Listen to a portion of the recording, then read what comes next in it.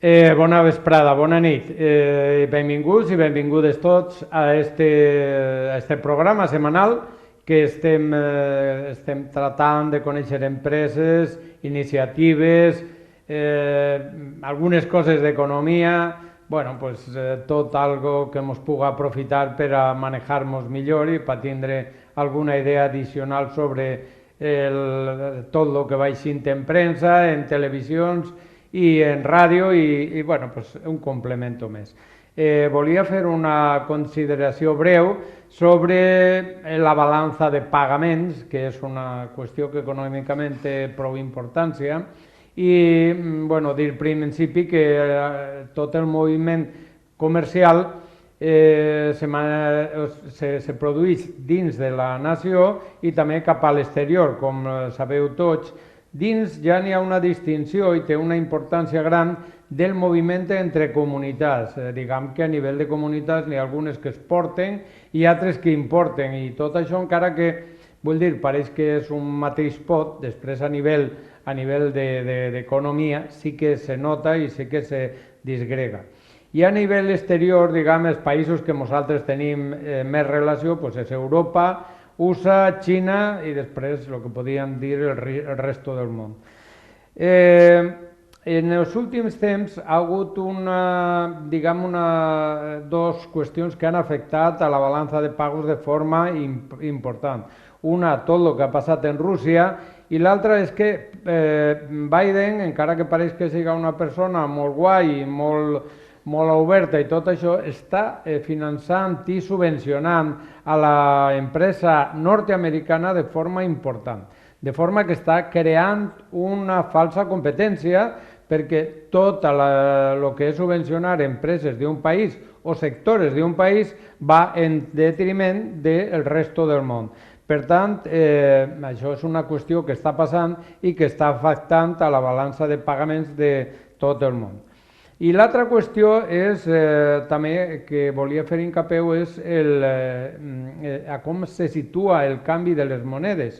El dòlar ha passat un any que ha estat més fort que l'euro, però bueno, ara ha tornat a aquest punt en què l'euro és lleugerament superior en el valor al dòlar. Això influeix moltíssim, sobretot per nosaltres perquè ens costa molt més barat el petroli i altres coses, evidentment, a l'exportar exportem pitjor. I per tant n'hi ha un procés que s'està produint, que Europa està perdent competitivitat respecte dels Estats Units per l'efecte, entre altres efectes, per l'efecte de les subvencions que està donant-se per el govern, i després respecte a Xina. I Xina, diguem, està anant de 1 a 3 respecte a Europa en quant a importacions i exportacions. Vol dir que estem important molt més de Xina del que estem exportant. I un superàvit que tenia Europa sobre Estats Units està desapareguent. Con lo qual, vull dir, el panorama d'Europa respecte a aquestes economies que són principals és evident que no va per bon camí. I ahir n'hi ha un altre problema que està vinguent de camí, que és la transició digital i les economies eco, que són les noves economies i que d'alguna manera, vull dir, Europa va situant-se però no està a nivell d'estos dos països. Espanya està tenint una bona resposta, ara veurem lleugerament per què, però vol dir que està comportant-se d'una forma adequada. Possiblement en aquest moment estem escoltant que som un desastre i tot això. Jo crec que quan hi ha campanyes electorals per quasi tots se diuen moltes estupideces i aquestes són estupideces que estan dient-se. Espanya, en essència, està comportant-se molt bé en quant a la seva relació amb Europa, Estats Units i Xina. Té un bon comportament i el que vulgui dir altra cosa que vaya i que mire els números, que és el més fàcil. I estem resolent a poc un problema greu que era la dependència sobre microchips i totes aquestes aparells d'última tecnologia que jo crec que bueno, pues, hem passat una època difícil i ara jo crec que estan proporcionant-se i prenent-se mides. Estem pues, assistint a un procés de desglobalització. Vull dir, tot el que abans anàvem per el món a buscar qui fabricava això i l'altre, ara està fent-se el procés contrari, que és, diguem, anem a fer-ho en casa i deixem-nos d'inventos perquè hem vist que algunes indústries han estat a punt de col·lapsar per el simple motiu de no tindre repostos. Per tant, Espanya té un superàvit general, o vull dir global, sobre Europa i també està millorant en el comerç respecte a Estats Units i a Xina. I n'hi ha un últim apunt que volia donar per a tancar ja aquestes breves reflexions, que és que n'hi ha un procés que està donant-se de relocalització, vull dir, havien assistit a un procés de deslocalització en què les empreses anaven per el món a buscar, diguem, puestos més favorables i més estratègics i n'hi ha ara empreses que estan tornant. I bueno, espero que tot això continue i que ara que suposa que entra gent que té molta habilitat econòmica li dona un espente més encara això. Deixant ja de costat tot aquest tema de la balança de pagos, anem a tractar avui un cas d'una empresa que és una persona en inici i que se dedica a l'emprendiment i vull dir, a posar en valor i a posar en el mercat idees que té, que jo crec que és l'inici de qualsevol empresa. I per tant, a mi m'ha agradat molt, vull dir, que n'hi hagi en Alzira un vivero de gent que està dedicant-se a muntar projectes i este és un projecte que se trata, a més, de qüestions que ens afecten el dia a dia, que és la financiació casera de lo que és les nostres economies i com manejar-nos en temes financers. Y, por tanto, anem a hablar en Agustín Bernia. Muy buenas tardes. ¿Qué tal, Agustín? Muy buenas tardes, Benjamín. Un placer. Muchas gracias por haber venido, porque, bueno, pues siempre sé que estás ahora muy ocupado con la puesta en marcha de tu proyecto. Ahora lo vamos a analizar con detenimiento. Y nada, que hayas encontrado este hueco, pues es siempre de agradecer y te lo agradezco. Bueno, en principio me gustaría que nos hablaras brevemente de ti, porque tú eres la empresa y en este momento supongo que de aquí 2 o 3 años, cuando te entrevistemos, ya serás una empresa más grande, pero bueno, tú ahora eres la empresa y es como, así es como empieza todo. Exactamente. Pues todo esto empezó, yo, como has dicho, me llamo Agustín Bernia y estudié Administración y Dirección de Empresas y luego me especialicé en un máster en Mercados Financieros en la Bolsa de Valencia.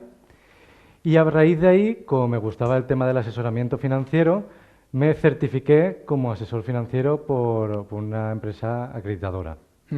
A partir de ahí entré a trabajar en una EAFI en Valencia, que era un family office, y la particularidad de esta EAFI es que eran independientes, con lo cual el cliente era el que nos pagaba y nosotros, de todos los servicios que podían haber en el mercado, nosotros le hacíamos el traje a medida. Estuve trabajando bastantes años con ellos y la verdad es que aprendí muy buena gestión. Hombre, bastantes no serían porque tú eres muy joven todavía. Bueno, si lo miramos relativamente al tiempo que llevaba, sí, serían sobre unos 4 o 5 años allí. Bueno, 4 o 5 años no son muchísimos. No son muchísimos. Cuando terminé el proyecto con ellos, empecé a trabajar en banca y sí que es cierto que en banca estuve trabajando 1 año y poco. Porque sí que es cierto que la dinámica de trabajo era muy diferente y, bajo mi punto de vista, los objetivos no siempre iban ligados a los que el cliente quería, sino a unos objetivos mayores de la entidad. Y entonces, a partir de ahí es cuando me empecé a plantear, viendo un poco las circunstancias de lo que veía el reflejo de la sociedad, sobre todo en temas de educación financiera, que veía mucha falta. O sea, se hablaba mucho de inversión, pero de los conceptos básicos como puede ser qué es una cuenta remunerada, una cuenta corriente, diferencia entre una tarjeta de crédito y una tarjeta de débito, era algo que mucha gente desconocía y era algo que A mi mente le sorprendía, también es cierto que como venía de un bagaje financiero, yo sí que lo tenía el concepto, pero creía que todo el mundo estaba en el mismo punto que yo y descubrí que no. Entonces, eso fue un poco las raíces de que a partir de 2019 empezara a crear este proyecto que es Finanzas Simples. Me cogió la pandemia por el medio, entonces el proyecto empezó a divulgarse y a crearse en un ámbito online y a raíz de que en 2022 ya empezó a haber más aperturismo en poder hacer cosas offline, pues nada, en 2023 ya hemos empezado a ir a centros, a hacer formaciones y a empezar a tocar tanto la pata más de Internet online para abarcar más sitios como la tarta más offline. Muy bien, para terminar este primer bloque, sí que me gustaría que me explicaras de una forma, digamos, resumida, qué son las finanzas simples, que es un poco el lema que tú tratas o de lo que he podido averiguar, de lo que tienes expuesto en, digamos, en pública información, es lo que creo que tiene más, digamos, más importancia o es el concepto que mejor define lo que tú trabajas. Exactamente. Finanzas Simple al final es un proyecto personal de divulgación, formación y planificación financiera que tiene la única finalidad de poder hacer llegar a las familias y emprendedores herramientas y hábitos para que sean capaces de gestionar el dinero que pasa con sus manos de una manera eficiente. Ya, entonces digamos que un poco por ir al fondo de lo que es tu idea, es digamos que tú al final lo que la gente te confía, no el dinero, sino lo que tiene y tú le das las ideas de lo que puede hacer con ese dinero. Exactamente. Yo lo que suelo decir es que yo lo que hago es la casa, en vez de empezar por el tejado, que son, diríamos, la parte de las inversiones, centrarme primero por la parte de los cimientos, es decir, ver cómo hacer un buen presupuesto familiar, ver cuál capacidad de ahorro tenemos y cómo mejorarla, ver qué hábitos financieros o de consumo tenemos, por dónde se nos están yendo los gastos y conforme a eso hacer una planificación a objetivos a corto, medio y largo plazo y luego, obviamente, lo último ya es mirar qué tipo de productos o qué tipo de inversiones tenemos al alcance y que se adaptan a cada perfil de cliente. Ya, bien, yo simplemente por dejar una idea, digamos, complementaria, sí que es cierto que hablamos varias veces en el programa con los invitados bueno, que de la tertulia, que en este país ciertamente no hay ninguna asignatura durante las carreras que te hablen de lo que es, digamos, conocimientos financieros. Hay muchas cuestiones que, bueno, cada uno les dará las importancias que tienen, pero lo que es, digamos, un bagaje de conocimientos financieros para que te puedas manejar a lo largo de tu vida, pues es evidente que es algo que no te dan en ningún sitio. Incluso yo diría, porque, bueno, pues igual que tú, yo fui un profesor universitario y estuve en la universidad, soy doctor en economía, pero incluso te dan en la universidad un bagaje de conocimientos económicos, financieros, pero quizá no te dan, digamos, lo que son los conocimientos básicos, que es en los que tenemos que manejarnos día a día. Por tanto, cuando vi tu idea, tu proyecto, me gustó porque es algo que es una carencia que tenemos, que luego la gente mete patas impresionantes. Luego escuchas que el uno dice que fue culpa del banco, el otro que fue culpa del gobierno y tal, pero cuando te empiezas a echar culpas, malo, es que hay algo que ya no tiene solución y solo te queda el recurso de echar culpas. Pues bien, vamos a hacer ahora un pequeño alto para la publicidad. Perfecto. Y ya entramos a fondo con tu proyecto. Perfecto. Venga, fins ara tornem i ara estem amb tots vostès.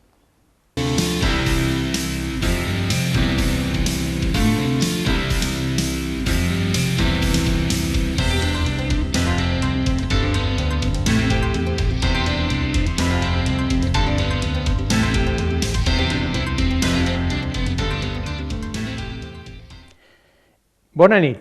Tornem altra volta a Emprendre, el projecte empresarial, el projecte d'assessorament d'un emprendedor que ho havíem presentat a les començar, i ara s'ha afegit a la reunió, com sempre, Enrique La Huerta. ¿Qué tal, Enrique? ¿Cómo estás?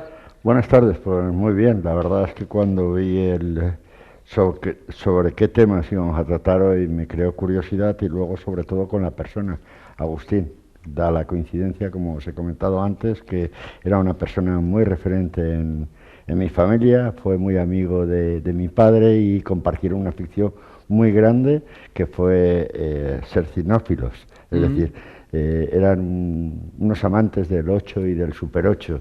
Yo me imagino que eso algún día lo podremos rescatar, porque estoy seguro que la Filmoteca será espectacular. Yo he intentado rescatar alguna cosa, creo que tú algún día viste algún vídeo. Sí, estuve viendo algo, sí. Y claro, el celuloide con el tiempo ya empieza a secarse, y si eso no se digitaliza será una lástima porque se perderán. Pero ya te digo, con mucha curiosidad, y sobre todo un tema que hemos reivindicado muchas veces desde aquí. Y espero que hoy nos pueda enseñar alguna que otra cosa más, Agustín. Muy bien, pues nada, vamos ya directos para conocer los diferentes aspectos de este proyecto. Habíamos hablado sobre las finanzas simples, nos había explicado Agustín cuál era el concepto, cómo lo contemplaba él, y ahora lo que sí que me gustaría es, ya para empezar a meternos en tu proyecto, es cómo vas a llevar a cabo este proyecto, porque bueno, tienes una idea, pero hay que ponerla a rodar. ¿Cómo la vas a poner a rodar? Pues actualmente el proyecto ya rueda sobre dos pilares. Una pata que es de divulgación, que utilizo las redes sociales, radio y grabaciones en podcast para hacer intervenciones sobre educación financiera.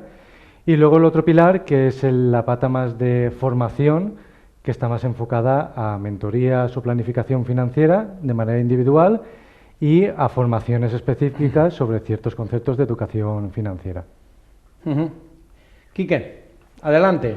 Esa formación financiera desde aquí, nosotros, no sé si has tenido oportunidad de ver algún programa nuestro, pero siempre hemos tocado un poco y hemos reivindicado desde aquí que la educación financiera debería ser, igual que la educación vial, una asignatura desde origen, desde que el estudiante empieza desde una parte muy básica, porque es incomprensible. Bueno, yo creo que si preguntamos qué es un bizum, todos los chavales lo saben, pero no saben qué consecuencias a veces tiene y crea perjuicios. Antes era solamente bizum de ida, pero ahora ya hay bizum de ida y de vuelta. No saben distinguir lo que es una tarjeta de crédito con una de débito, y entonces creemos esa formación que vas a dar, o que tú puedes ayudar a las personas un poco a conocer un poco cómo gestionar finanzas y todo, cómo realmente has dicho que por redes sociales, por temas, cómo debería ser, cómo lo vas a hacer tú, y si de verdad va a estar al alcance de cualquiera. Vale, pues por partes. Actualmente ya se está llevando a cabo, por una parte, la parte de divulgación en redes sociales, en medios. Por la otra parte, están ya las sesiones individuales, que actualmente, como empezó antes de pandemia, los albores de pandemia, como había comentado antes, tuvo que ser todo online. Entonces, lo hago mediante videoconferencia, las formaciones y las sesiones individuales. Y ahora, después del 2022, que ya ha habido un poco más de apertura en estos temas, sí que es cierto que estoy moviéndome en otros medios más offline, más de empresa, más intentar entrar en institutos, más intentar llegar a, sobre todo, como soy de Alcira, intentar llegar a zonas de Alcira o a asociaciones de Alcira para, pues, empezar desde aquí a promover esa educación financiera. ¿En qué me centro? Coincido mucho contigo en que realmente la educación financiera básica no se enseña, ni en siquiera en los colegios.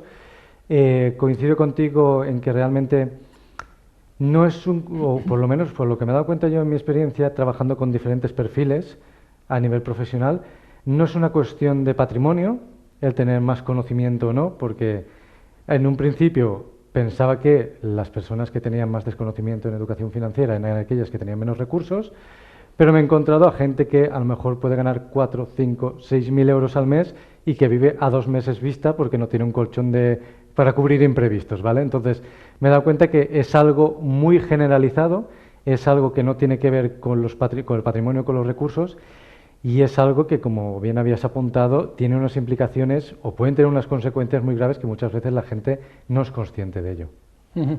Tú empleas mucho digamos, la expresión mentoring, que es algo que está en boga. Se están introduciendo muchos conceptos que luego hay poca gente que sepa realmente. Sí que me gustaría, digamos, que expliques un poco tu concepto del mentoring y luego si lo haces en grupos o es a nivel individual, para ya un poco entrar en el fondo y que la gente que pueda verte, que sepa si puedes ayudarles o es otra cosa diferente de lo que ellos necesitan. Vale, pues al final para mí una mentoría es yo que he pasado por el proceso de educación y de entender cómo siguiendo un proceso de planificación puedes al final estructurar objetivos a corto, medio y largo plazo para todo el proceso vital de una persona. Ese mismo proceso es lo que intento trasladar a nivel particular, uno a uno, directamente con el cliente, o a nivel grupal, ya sea con grupos reducidos o ya sea solamente enfocado a tema formativo de algún punto en concreto que haya que hacer un poco más de hincapié. Muy bien, pues está siendo interesante. Enrique, más cosas. Normalmente, Agustín, ¿qué tipo de personas o qué tipo de gente es la que se interesa, la que contacta contigo en la actualidad? Pues en la actualidad me he dado cuenta que tampoco es una cuestión de tener más o menos patrimonio. Sí que es cierto que es obviamente alguien que pueda pagar el servicio, pero que realmente el servicio tiene un coste que realmente con las herramientas que se aplican y las habilidades que se cogen, en muy poco tiempo se amortiza. Y realmente algo que me ha sorprendido es que muchos de los clientes que me vienen son clientas, que es algo que yo en ningún momento había hecho una divulgación activa a ello, pero sí que es cierto que he visto un cierto perfil que está buscando, pues eso, el tener esos conocimientos, esa iniciativa, esa manera de planificarse, de organizarse bien, sobre todo porque tienen un gran desconocimiento de cómo organizarse y sobre todo de cómo llevar luego esa organización a inversión, porque es el gran hándicap que se encuentran a la hora de no entender bien los productos, a la hora de no entender cuánto deberían destinar a cada tipo de perfil y cosas similares. Yo creo que es algo que estoy firmemente convencido, que la sociedad en general española es una sociedad que actúa de forma oportunista. Yo esto lo veo principalmente, luego desconoce, por ejemplo, si hoy vas y preguntas al 90% qué es un fondo de inversión, que es el vehículo financiero por excelencia, el 90% yo estoy seguro que no sabe lo que es un fondo. Sabe más o menos, empiezan a divulgar y a decir cosas, pero definir lo que es un fondo y las características de un fondo, yo estoy seguro, o de un plan de pensiones, por ejemplo, yo estoy seguro que no lo saben. ¿Cómo funciona en la realidad? Porque, bueno, la otra cosa es quién te lo ha explicado y qué te ha explicado. Porque, claro, depende de quién te explique las cosas, pues son de un color verde o de un color amarillo. Había una cosa que comentamos varias veces aquí con Enrique, que hubo un tiempo reciente que los bancos te vendían los intereses fijos de un préstamo al 1,25 o al 1 o al 0,75 llegaron, yo creo. Y entonces la gente dijo, no, esto no es bueno, porque yo si puedo pagar al 0% o al menos 0%, siendo variable, ¿para qué me voy a meter? Claro, ahora ha pasado el gran desastre, porque el 1,25 es un chollo en cualquier escenario que te pongas, pero bueno, como era algo que había el oportunismo de sacar el cero, pues bueno. Entonces, sí que me gustaría que nos hablaras brevemente de la cultura financiera de las familias españolas. ¿Cómo lo ves tú? ¿Cuál es tu perspectiva y cómo lo enjuicias tú? Pues yo creo que aún a días de hoy hace falta mucha labor de educación financiera. Creo que el español medio aprende a base de escarmientos, es decir, a base de darse con algún tropiezo financiero. Ya pasó en 2008 cuando realmente la gente se dio cuenta de lo que era este diferencial de la prima de riesgo y empezó a entender ciertos conceptos. A días de hoy lo tenemos aún vigente, que la gente se empezó a dar cuenta de la importancia de gestionar bien sus finanzas en casa cuando el carro de la compra les ha subido el precio, o como bien apuntabas ahora, el tema de la financiación, cuando se han dado cuenta que ese tipo fijo al 1% era mejor opción que tener ahora el diferencial de interés que tiene por la hipoteca variable, que le está apretando mes a mes. Entonces yo creo que hay mucho trabajo ahí detrás. Desde 2012, que fue el último informe PISA, ya España suspendía en tema de educación financiera, y justo el año pasado, no sé si fue el Banco de España, sacó otro informe y volvió a sacar a relucir que realmente los españoles no hablan de finanzas ni de dinero en casa, y que realmente a días de hoy aún sigue siendo un nivel bajo de educación financiera dentro de la sociedad. Enrique. Yo, Agustín, decirte que, bueno, parece ser que el modelo de gestión que tú realizas, ¿no?, que puedes gestionar o ayudar a gestionar a unas personas, pues debe ser para un tipo de nivel de renta, no cualquiera. Por ejemplo, y será una función mucha de mentor tuya, realmente lo que haces es ir acompañándoles en todas las... les ayudas a tomar decisiones. Pero yo creo que tú conoces IDEA, tu proyecto ha sido... Y yo estoy participando en IDEA como mentor. Yo he pasado a una mejor vida, y dígase mejor vida a la prejubilación financiera, y uno de los proyectos que ha hecho IDEA también, en el cual me he incorporado, es el de gestionar la economía doméstica, donde la gente que hay son todos familias vulnerables. Gente que hace milagros para comer todos los días, porque reciben solamente la ayuda vital, es decir, 400 y algo euros. Esa gente está muy, pero muy necesitada de esa formación financiera, aparte de los pocos ingresos que tienen, porque es que, de verdad, sí que, como tú bien has dicho, es que tienen que enseñarse a tener un colchón. Yo les intentaba enseñar que debían de aprender a ahorrar algo, a ahorrar, aunque fueran 5 euros, pero que al cabo de los 4 meses hay 20 euros que se permitían tener algo o hacer algo. Pero les notaba la falta, pues bueno, sabes que muchas veces compañías telefónicas, etcétera, etcétera, unas ofertas que parecen escandalosas y cuando se dan cuenta se quedan trabados, y por obtener un terminal telefónico, al final ese terminal lo pagan 3 veces. Es decir, ahí te das cuenta la carencia de formación financiera que tienen. Pero solamente tu programa, por decirlo de alguna manera, es solamente para un determinado nivel de renta. Es decir, nosotros teníamos, cuando trabajaba yo en el banco, se decía muchas veces que este era un producto para aquellos que pudieran tener ingresos superiores a 30, 40, 50, 60, 100 mil o más, o ahorros o posiciones, ¿sabes? ¿Tú crees que tu modelo podría ser también aplicable a estas personas que te estoy diciendo que tienen unas rentas muy bajas? Porque yo creo que cualquier cosa que les pudieras enseñar es bueno, porque la formación es mínima, por no decirte negativa, vamos a llamarle mínima. ¿Crees que con esto podrían mejorar su calidad de vida con tu modelo?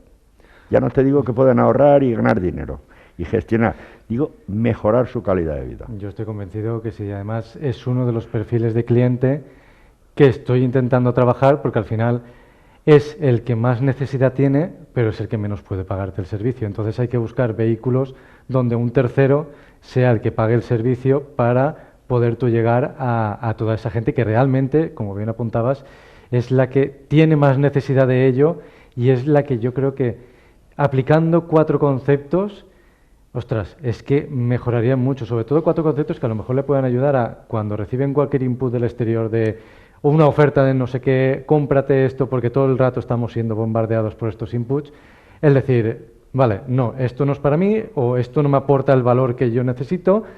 Entonces no te enfrascas en esta vorágine de ir tirando piedras sobre tu propia economía, sobre todo cuando tu economía no es la más bollante y es la que más necesidad tiene. Un poco volviendo a tu proyecto, vamos saltando de una parte a otra si vamos conociendo todo. Sí que me gustaría saber el ámbito de actuación del servicio que estás implantando y las características. Y luego ha habido una cosa que me ha sorprendido, que es el método Ikigai, que es algo que yo no había escuchado y me ha sorprendido. Bueno, pues estas tres cosas que nos las comentes para saber qué...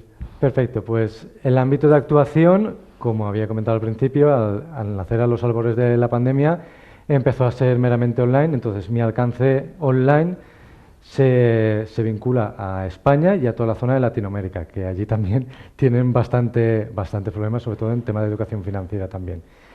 Y gracias a partir de 2022, que ha empezado a aperturarse todo, de manera offline sí que me estoy acercando a nivel local y también al nivel de comunidad. Y luego, por otra parte... ¿Tienes despacho abierto en Alcira? Tengo despacho abierto, aunque sí que es cierto que hasta el momento estaba haciendo todas las sesiones online. Muy bien. Decir, por videoconferencia. Muy bien, estupendo. Y luego el método Ikigai, que no me quiero ir de aquí sin saber qué es. Al final el método Ikigai es una palabreja japonesa que al final lo que significa es encontrar tu valor de ser o tu función de ser en esta vida, y se basa en unos parámetros que tienes que ir rellenando, por ejemplo, en lo que eres bueno, en lo que te gusta, en aquello en lo que aportas valor a la sociedad o en aquello por lo que te pueden pagar, con la finalidad de que rellenando todos estos campos encuentres aquel trabajo o aquello a lo que tú realmente puedes aportar valor, pueden pagarte y que te sientas realizado. Yo utilizo este ejercicio desde dos vertientes. Una, para que aquella persona que está quemada con su trabajo encuentre aquel trabajo que realmente se pueda sentir realizado. Y la segunda, para aquella persona que a lo mejor sí que le gusta el trabajo que realiza, haciendo este ejercicio encuentre un hobby o una habilidad que puede explotar para tener una segunda fuente de ingresos y con ello no depender solamente de un ingreso principal. Muy bien, Quique, más cosas, que estamos aquí descubriendo un emprendedor de verdad. Yo, viendo el guión, pues bueno, has tocado temas como el método Ikigai, y la verdad es que yo he sido muy amante de la cultura japonesa. La cosa es que una de las cosas que me gusta mucho es toda la cultura que comportaba el samurái, ¿no? Detrás de eso he leído algunos libros y todo, pero veo cosas que me llaman mucho la atención y que son muy interesantes. Entre el guión que tenemos está el tema de aprender a reducir gastos. Eso es muy interesante que estás diciendo. Eso lo veo y bueno, y los errores, a detectar los errores más comunes y todo. Normalmente una persona, por ejemplo yo, que acudo a ti, es un poco generalizado el tema financiero y de finanzas, o también analizas productos en concreto. Es decir, una persona te llega y te dice, tengo 4 ofertas de 4 entidades financieras, de 4 hipotecas. Eso lleva un montón. Entre el lío de las bonificaciones y la letra pequeña pueden volver loco y pueden no engañar, pero no transmiten toda la verdad al cliente. El cliente que te busca a ti puede ser por temas concretos, porque has hablado que puedes acompañarlos. Hay que saber si va a ser por mucho tiempo, si no es una formación temporal que puede refrescar al cabo de cierto tiempo, y luego pues hablaremos un poco, aunque no, qué coste medio puede tener tu servicio cara a ese cliente. A ese cliente, bien sea porque quiere que lo acompañe por un tema concreto y si realmente ese estudio que le realizas le haces comprender, como decía antes Benjamín, vale la pena decirle a una persona en un momento determinado haber firmado hipotecas al 1,25 hubiera sido hoy nuestra amiga Christine Lagarde, ha subido un 0,25 más el tipo de interés. Siempre con cariño lo hace. Se ha situado en el 4 y con los diferenciales que hay, pues no te quiero ni contar. Antes hablaban que si 200 euros al mes, pues ya son 300. 300 euros al mes en una cuota hipotecaria al cabo del año, 3.600. Se acaban de cargar las vacaciones de la mitad de los españoles. La mitad se la carga el tipo de interés y la otra mitad se la ha cargado el presidente del gobierno Sánchez, pues entonces ningún español nos iremos de vacaciones. Bueno, pero la pregunta para el compañero Agustín, ¿cuál es? A ver, no te vengas derivadas políticas, que si no nos embarramos. Concretar lo que le estaba diciendo, vamos a ver, su prestación de servicio, si es continuada, el quantum, que se llamaría, el quantum. Si es por productos, y luego realmente ese servicio que tú prestas, si realmente está al alcance de todos, si no tiene un elevado coste. Pues a ver, por partes.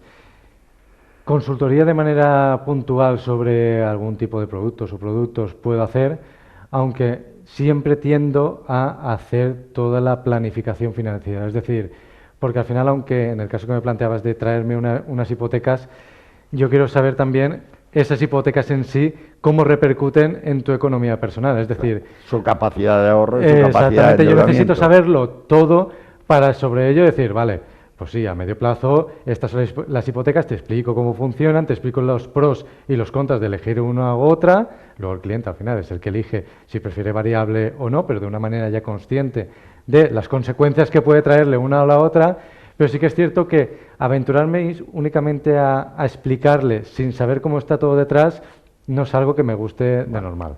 Claro, quieres hacer digamos, un análisis profundo de... hacer un análisis de eso. Eso es, creo que es algo que es muy prudente.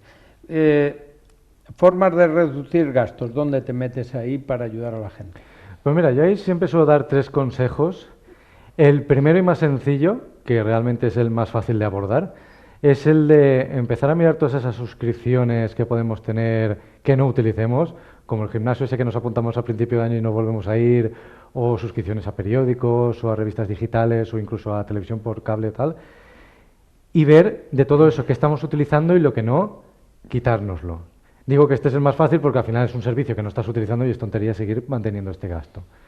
El segundo está más enfocado a todos estos estímulos que hablábamos antes que nos vienen del exterior, que nos inducen a ese consumo a veces de manera compulsiva, y es lo que yo llamo la lista de los 15 días, que al final es cuando veas que quieres comprar algo que no tienes claro si lo querías o es porque ha sido un input que te ha entrado, lo apuntas en una lista y o lo dejas en la nevera o en algún sitio donde lo puedas ver. Y al cabo de 15 días coges esa lista y dices, a ver, esto, si viéndolo después de 15 días dices, sí, es algo que me quería comprar, perfecto, vas y te lo compras. Si pasados 15 días te das cuenta de que no, pues te has evitado un gasto fuerte. Sí. Y después el tercero, que es a mí el que más me gusta, porque muchas veces el concebir los gastos que podemos abordar desde una manera, desde un punto de vista económico, es a veces no es tan claro como desde un punto de vista de tiempo, que es algo que conocemos más.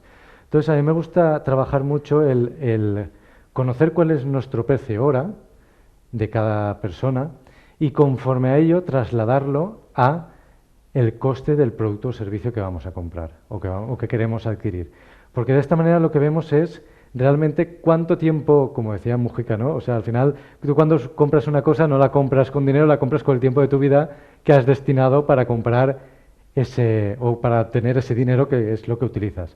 Pues, y es la manera que yo veo que despierta más la conciencia de darte cuenta de que a lo mejor un móvil de 1.200 euros o de 1.000 euros o 1.200 euros financiado realmente es un mes de trabajo, y un mes de trabajo, o a veces muchísimo más, te compensa realmente un mes de trabajo, todas las horas que has estado detrás para adquirir ese bien. Si es que sí, perfecto. O sea, al final, cada uno que tenga los caprichos que quiera y que se lo compre de manera consciente, pero que sea consciente de ello.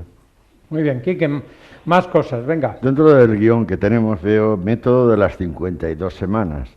Me imagino que eso tiene que ser... Eso va a coincidir con un año. Que va a coincidir con un año. Me refiero que debe de ser porque creo, y tú me dices si estoy equivocado, es el periodo que una persona que llega necesita un periodo natural mínimo de un año para ver esa evolución de mejora, que ha podido ordenar su economía, es decir, poder tomar de ejemplo cómo estaba funcionando antes de llegar a tu metodología y a estar en tus manos, y desde que tú lo coges, qué ha mejorado, bien en ahorros, bien en su calidad de vida o bien lo que sea. Ese es el periodo mínimo, lo tienes considerado como un periodo mínimo. ¿Qué tiempo? Ya una vez hemos apartado el tema del producto singular, único, que bueno, eso es un pequeño asesoramiento. ¿Cuánto tiempo necesita una persona para estar tutelado por ti, por decirlo de alguna manera, y llegar a encontrar mejora, ahorro, etcétera. Es decir, una mejora. Pues dependiendo de la situación con la que partamos, normalmente puede variar entre 3 meses y puede alargarse hasta el año.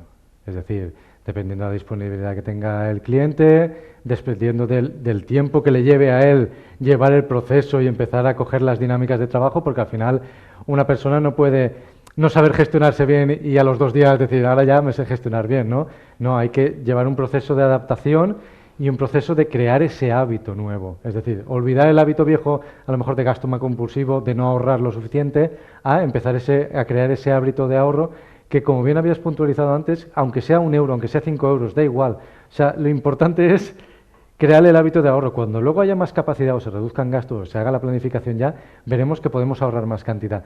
Pero el mero hecho de decir, no, estos 5 euros este mes no se van, se quedan aquí. Eso ya va creando esos pilares o esa estructura para que realmente tú ya empieces a crear ese hábito de ¿Y ahorro. cómo haces tú el seguimiento a esa economía, a ese cliente? ¿Cómo lo haces? Pues normalmente o cada 15 días o cada mes nos sentamos en una sesión que suele durar entre hora y media o 2 horas a veces y vemos cómo ha llevado todos los ejercicios que le he ido planteando para que vaya viendo. Entonces, conforme vaya viendo la evolución, vemos hacia qué punto vamos a ir avanzando para la siguiente sesión. ¿Y eso cómo nace? ¿Con documentación que él te aporta y con lo que él te va diciendo? Exactamente. Parte desde la base principal, que es lo que yo digo siempre, no es una base económica, porque la primera sesión lo que suelo trabajar es algo que la gente muchas veces no se plantea, que es hacia dónde está lo que yo llamo el faro, ¿no? Hacia dónde está guiando tu faro. Es decir, hacia dónde quieres ir, qué quieres en tu vida, ¿vale? Porque muchas veces nos dejamos llevar por la vorágine de, pues ahora tengo que tener esto, tengo que tener este coche, me tengo que casar, tengo que tener... Y dices, vale, realmente este estilo de vida es el que tú quieres, porque a lo mejor el estilo de vida que tú quieres es tener una casita en la montaña y disfrutar de pasear por ahí. Entonces, lo primero es ver qué quieres en tu vida, para ver también corto, medio y largo plazo los objetivos vitales que vamos a tener, y a partir de ahí sí que necesitamos bajarlo a números y ver la situación actual cuál es decir, qué deudas tenemos o no tenemos, cuál es nuestra capacidad de ahorro, qué gastos tenemos y cómo lo tenemos distribuido, y eso lo volcamos normalmente a un Excel. Que es ¿Planteas mejoras? Entiéndeme mejoras. Por ejemplo, un producto, el seguro del auto, por decir algo, ¿eh? ¿Le planteas mejoras, le das la alternativa o simplemente le dices hay que buscar algo a ver si nos cuesta más barato? O tú le das una solución de decir, mira, con estas condiciones y tal, porque lo que tenga el cliente hay que analizarlo todo y decir, mira, pues oye, yo... cualquier unidad familiar tiene a veces 2 o 3 seguros porque hay 2 o 3, hay un vehículo 2 en casa, el del hogar, si hay un apartamento en segunda residencia, el tal, y a lo mejor se junta más un seguro de salud, más un seguro de algo y son 5 o 6 cosas. Haces un poco la función de analizarlo todo y decir esto, cara al año que viene ya podemos mejorarlo con tanto dinero. Sí, miro el analizar todo y sobre todo lo que me fijo mucho es que no hayan duplicidades. Es decir, porque muchas veces a lo mejor se junta un seguro de vida de una hipoteca con un seguro de vida particular que realmente está haciendo una cobertura cruzada y entonces intento que no hayan duplicidades en esas cosas. Sí, y se mira cualquier tipo de producto, se mira sobre todo que los productos que se tengan se sea consciente y se sepa de qué es, qué riesgos tiene o qué riesgos no tiene, y sobre eso ya se va diciendo, pues vale, este no hace falta tenerlo, o este vamos a ver cómo lo mejoramos de precio, o conforme a eso. Un poco ya acabando, yo por mi parte ya es la última pregunta y vamos dejando que los compañeros del programa siguiente necesitan entrar. Para ti, ¿cuáles son los errores más repetidos en las finanzas de las familias? Pues uno de los errores, que es lo que acaba de decir ahora, es el no plantearse unos objetivos. Mucha gente dice, quiero comprarme una casa o quiero cambiarme el coche. Y tú dices, vale, ¿qué coche? ¿Qué casa? ¿Cuánto vale eso? O sea, bajar a los objetivos a algo tangible, medible y con números. No a una idea más etérea que no es medible y entonces no se pueden plantear unos objetivos para poder conseguirlo. Luego, otro de los errores que veo que se comete mucho es el hecho de desconocer los productos donde se invierte, no tener el conocimiento suficiente, porque realmente aquí yo sí que siempre me pongo serio con ellos y les digo que realmente la función o sea, la gestión de inversión puede estar delegada perfectamente, pero el conocimiento del producto es propio de cada persona, es decir, tienes que saber lo que qué costes tiene, qué liquidez tiene, cómo se compra, qué fiscalidad y cómo te va a afectar. Esos son los mínimos que un cliente debe de saber sobre el producto. Luego, donde invierta o deje de invertir o todo eso, puedes saberlo, pero ya no es tanta función de que conozcas de mercados, pero sí conocer muy bien el producto donde se está poniendo el dinero. Exactamente. Muy bien, Quique, pues la última y ya Yo dejamos... siempre, sabes que he sido muy reivindicativo siempre, de que esta cultura financiera debería empezar desde abajo, desde los colegios. Tú te has planteado, igual que has creado este producto, este tipo de consultoría, hacer una línea de formación que pudiera ser una actividad extraescolar, que el propio profesorado, en algún momento se puede llegar hasta la propia Consellería de Educación y que pudiera hacerlo como una asignatura. ¿No te lo has planteado el poder hacer algo sencillo con esos productos que hemos hablado inicialmente, pero ya chavales jóvenes que empiecen a tener una cultura financiera y que les pueda ayudar sobre todo a cosas muy importantes como no tener errores a la hora de invertir, a saber gestionar sus finanzas personales, a reducir gastos, y sobre todo eso lo que les va a hacer, creo yo, es que tengan una economía familiar sólida el día del mañana. ¿No te lo has planteado el que sea una cosa que puedas hacer, una formación que a lo mejor los colegios, como no es una asignatura, quede como una actividad extraescolar? Yo creo que podría ser hasta bien visto por parte de los padres y del propio profesorado. Algo sencillo, con un temario mucho más sencillo. Y adaptado. Sí que es cierto que es una línea de colaboración que estoy empezando a promover ya, porque, como bien habéis dicho los dos, realmente creo firmemente en que, vale, ayudar a esos padres o ayudar a la gente a lo mejor más mayor sí que tiene cabida, pero obviamente hay que empezar por las bases, que son los mayores del futuro, y que realmente ellos pueden crear esa cadena de eslabones positiva de que cuando esas personas tengan hijos ya tengan esa educación financiera y esto vaya rodando cada vez más. Muy bien. Bueno, pues continuaríem. Jo pense que allà per a desembre tornarem a invitar a Agustín que ens aprofundir en altres temes i a seguir aprofundint en tot el que és la cultura financera de que ens fa falta a tots. I la setmana que ve no tindrem programa perquè jo he de presentar la segona novel·la en València, en el Mercat d'Abastos, a les 6 de la vesprà, i per tant votarem a la següent i trobarem un tema que siga interessant i que ens vinga a ajudar en la nostra vida diària. Gràcies, Quique, gràcies, Agustín, i bona nit a tots. Gràcies.